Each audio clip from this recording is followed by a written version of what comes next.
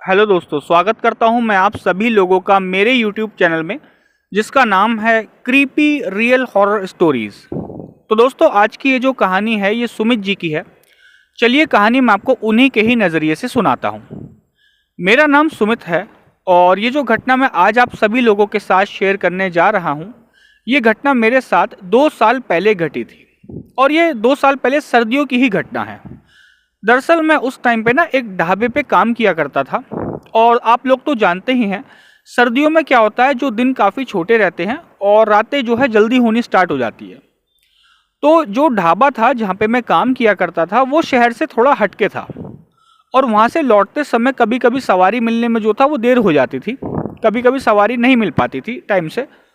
तो मैं वैसे तो रोज़ रात को लगभग शाम को 7:30 और 8 बजे करीब मैं वहाँ से फ्री हो जाया करता था और सवारी आराम से मिल जाती थी, कोई दिक्कत परेशानी नहीं होती थी। लेकिन जिस रात मेरे साथ ये घटना घटी, उस रात को हुआ क्या, मैं ढाबे से जब फ्री हुआ लगभग रात के 11 बज गए थे।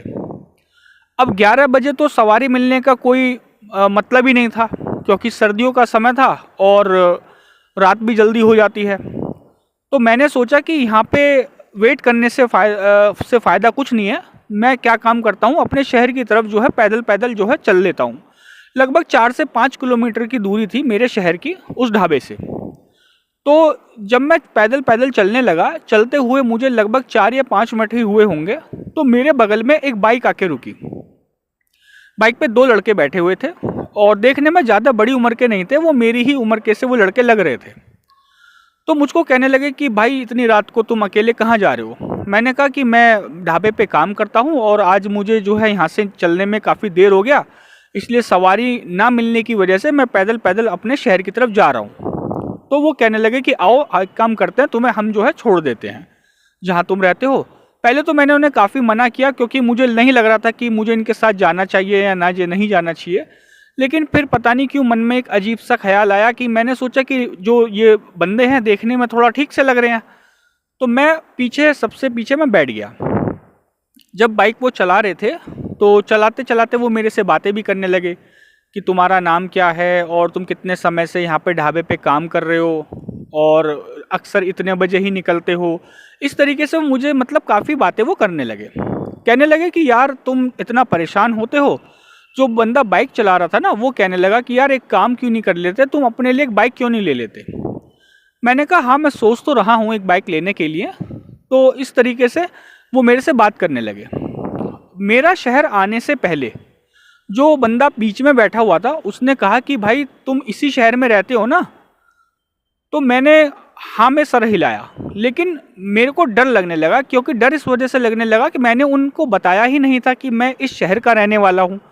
तो मेरे बिना बताए इनको पता कैसे चला? तो मुझे काफ़ी जो है अंदर ही अंदर जो घबराहट सी हो रही थी, लेकिन मैंने अपने डर को उनके सामने दिखाया नहीं। तो फिर वो जो बाइक चला रहा था वो कहने लगा कि एक काम करते हैं, जब यहाँ तक आ ही गए हैं तो तुम्हें तुम्हारे हम घर तक छोड़ देते हैं। तो ऐसा कह के वो मेरे घर की तरफ जो है जाने लगे। अब जिस रास्ते पे हम जा रहे थे, मेरा घर आने से पहले एक जो है मंदिर पड़ता है। तो उन दोनों ने क्या काम किया, मंदिर से लगभग 20 से 30 मीटर पहले उन्होंने बाइक को रोक दिया और मेरे से कहने लगे कि अब तो तुम यहाँ से खुद चले ही जाओगे। मैंने कहा हाँ, मैं यहाँ से अब आराम से चला जाऊँगा, कोई मुझे दिक्कत नहीं होगी। मैं बाइक से उतर के और आगे चलने लगा। जब मैं 10-15 कदम आगे चलने, मतलब 10-15 कदम जब मैंने कवर कर लिए, तो मैंने सोचा कि यार ये 2 बंदे जो हैं, मुझे इन्होंने वहाँ से लेके यहाँ तक की लिफ्ट दी है, तो क्यों ना मैं इनको जो है धन्यवाद दे देता हूँ। तो जैसे ही मैं उनको थैंक यू बोलने के लिए जैसे ही पीछे मुड़ा, तो मैंने देखा वो बाइक और वो दोनों बंदे जो थे गायब थे। और ये देख के मुझे मतलब काफ़ी अचंभा सा हुआ। तो मैं और भी ज़्यादा घबरा गया।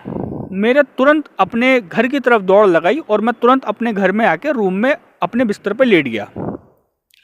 मेरे दिमाग में काफ़ी सारी चीज़ें और काफ़ी सारी बातें चल रही थी कि आखिर वो 2 लोग कौन थे, उनको बिना बताए ये कैसे पता चला कि मैं इस शहर का रहने वाला हूँ, और उन्हें मेरे घर का रास्ता कैसे पता था, जबकि मैंने तो उनको बताया नहीं।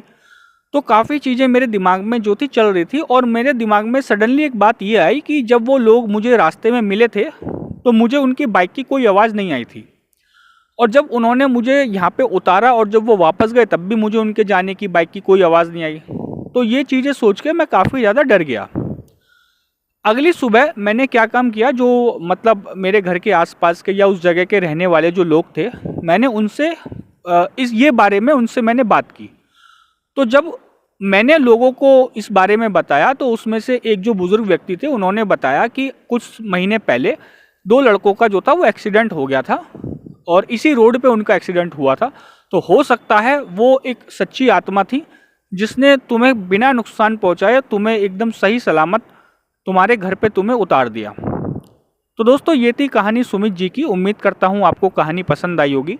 अगर हमारे चैनल पे अपलोड की हुई कहानियाँ पसंद हैं तो आप हमारे चैनल को सब्सक्राइब कीजिएगा, वीडियो को लाइक कीजिएगा, कमेंट कीजिएगा एंड शेयर कीजिएगा। थैंक यू दोस्तों।